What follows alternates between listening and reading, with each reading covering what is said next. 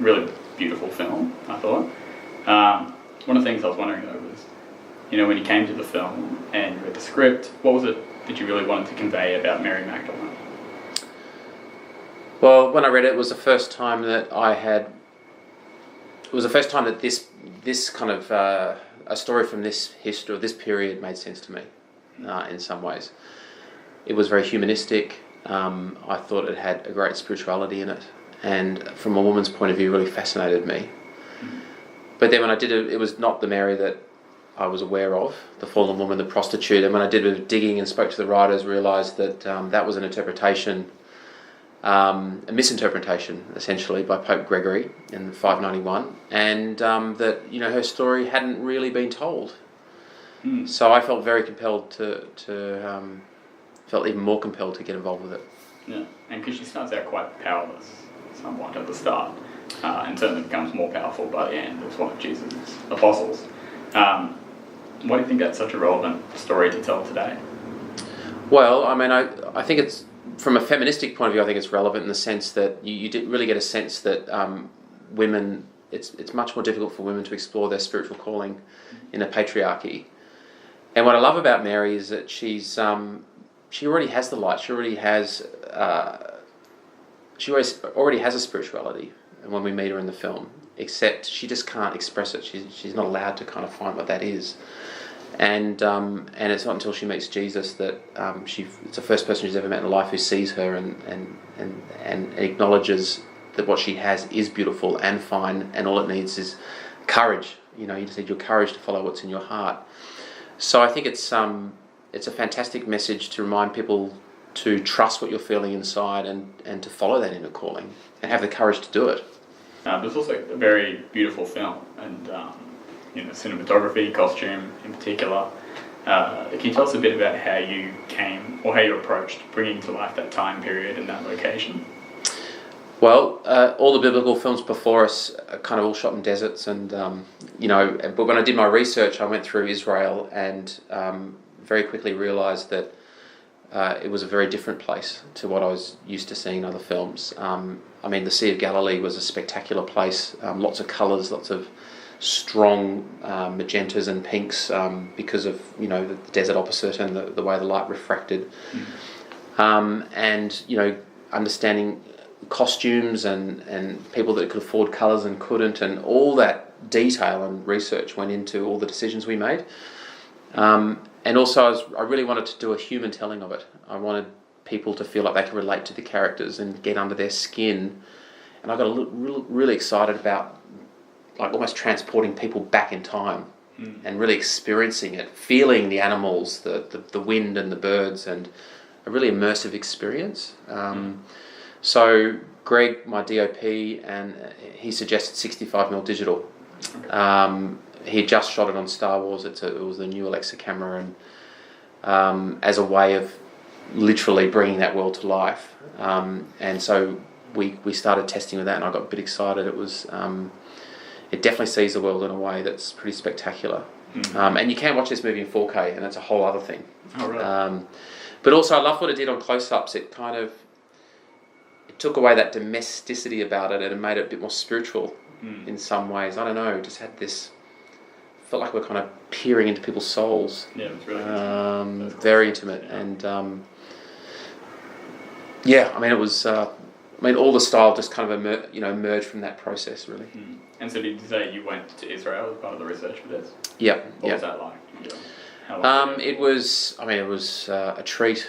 It was necessary, I think. And also we were met with a lot of very amazing people, from archaeologists to theologians to anthropologists to archaeologists. It was incredible hearing them talk and taking us to these sites.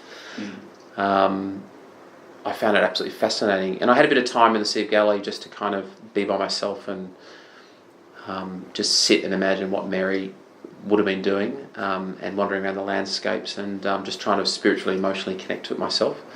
But what was fascinating is this guy's building a hotel on the Sea of Galilee only recently, and he stumbled across Magdala. Oh, really? So this quite significant discovery, and we got access to the site, and we were walking around, and it was like the script it's like they dug it up for us, that's what it felt like. And, I could really imagine, I could see where the boats would have come in and the fish would have been kept alive in these marketplaces through these really elaborate channels. I really just suddenly imagined this place. And then probably the most moving thing was the synagogue. The synagogue was still there. And I was so struck by the mosaic on the floor. There was this incredible mosaic, and it was quite humble. It was felt like it was a humble space, very inclusive. It just felt welcoming. It didn't feel like it was trying too hard. It just felt very community driven, and I don't know, something about that really got me in. And then we got to Jerusalem. Jerusalem's just this kind of energetically crazy place. You can really feel the history and the civilizations, on top of each other, and everyone travelling there comes with this kind of fervour, and it's kind of an amazing place. So, and realising that the temple that was there back then was 16 football fields in size and massive, and we were led by this archaeologist underground with some of the temple from first century was still there, and like the base walls, and then suddenly we came across this running water, and it's still the running water from that time. So that just blew my mind. It just blew my mind. It's crystal clear, just running through this aqueduct. Oh, so some of the actors that you're working with, Joaquin Phoenix, Rooney Mara, Chiwetel Ejiofor, really incredible actors. As a director, is that intimidating when you come to a process of, some of the best in the game, trying to get them to follow your vision? Or was there any difference in what they were seeing in the characters to what you had seen when you were reading the script? Well, the first time I worked with actors of that calibre would have been on Top of the Lake, and that was actually quite intimidating. That was when I really had that intimidation experience, where, I'm going to work with actually a really good actor now.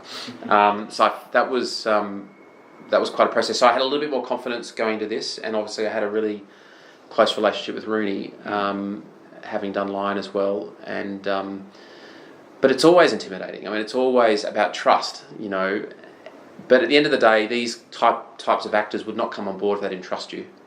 So you've already gone through that teething process beforehand and made those relationships where they feel safe enough to, put their reputation on line with you.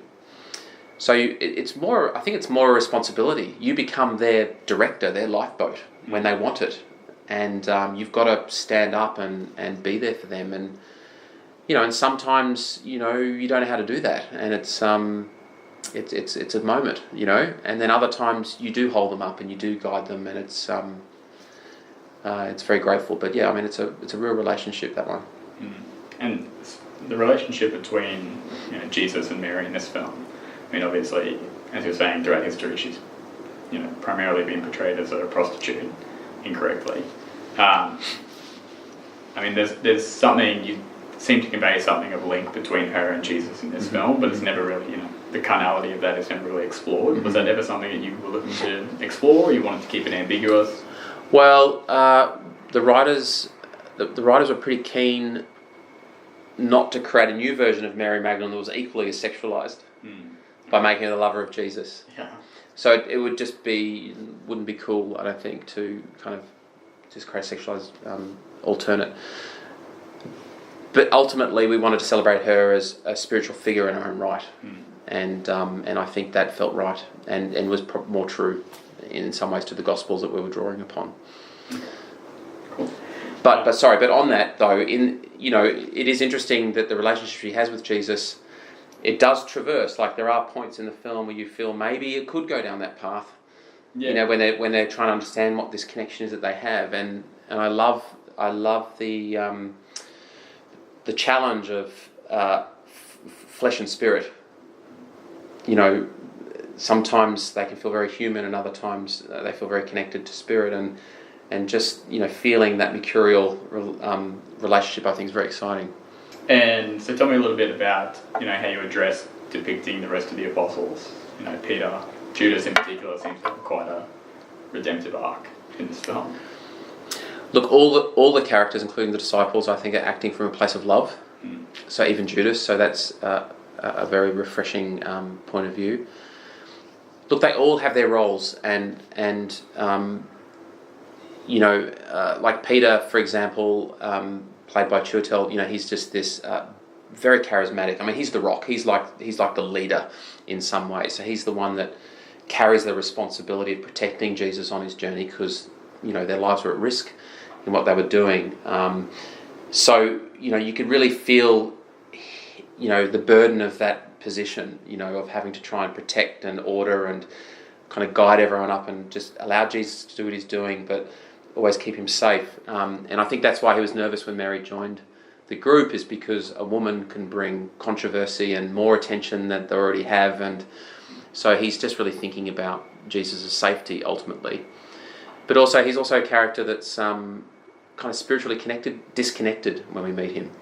He's always forecasting and looking out and never looking in. And I think when he meets Mary, she teaches him about mercy and teaches him about forgiveness, and they have this they find this great unity together in their village in Samaria. And there's real unity and hope, I think, that these two people together with their spiritual strengths could do something really amazing. So this is coming off the back of Lion. Was there any trepidation or any pressure you were feeling after such a wildly successful and acclaimed film? The only pressure for me is just I hope the movie works. Like I just hope it works. I don't really think about it. I never think about making a movie. I mean, the only way I think about a movie is just connecting with it and making it with my heart. That's really all I think about. But I did feel pressure from the outside. Okay. Like people around me, Lion's such a success, can't wait to see your next huge successful movie. So I felt the pressure from the outside, weirdly. And but you just kind of have to turn it off. Yeah. Focus on the story. You just got to honour what you're doing and be truthful to that. And if that's not good enough for people, then that's their bad luck. But I'm very fond of this film. I think it's very beautiful. And could you tell us a little bit about how you got into film and particularly directing? I've always been creative, artist, I suppose, painter, drawer, fine arts. I went to design college in Melbourne, and then it all went into the web and computer, and I just didn't enjoy it. It wasn't tactile enough for me or expressive enough, and I started mucking around with cameras, video cameras and film cameras, and in that journey I was involved in a project, and when I filmed it and cut it together, it was actually really moving. I found it just was, I couldn't believe it. I watched it and I felt all this emotion, and suddenly I understood the alchemy of cinema, and it was like a bug. I couldn't stop it. It was addictive. And that was it. It never stopped. Can you just tell us anything about what's next on the agenda after Mary Magdalene? My family. Family. Yep, spending time with my kids and my partner, and because they've suffered a bit, me having doing 2 films back to back. So I'm connecting with them. Look, I am talking to some people, and there's some pretty exciting things floating around, but just taking it gently and be careful what to say. All right. Well, thanks so much for your time. Pleasure. Thanks, guys.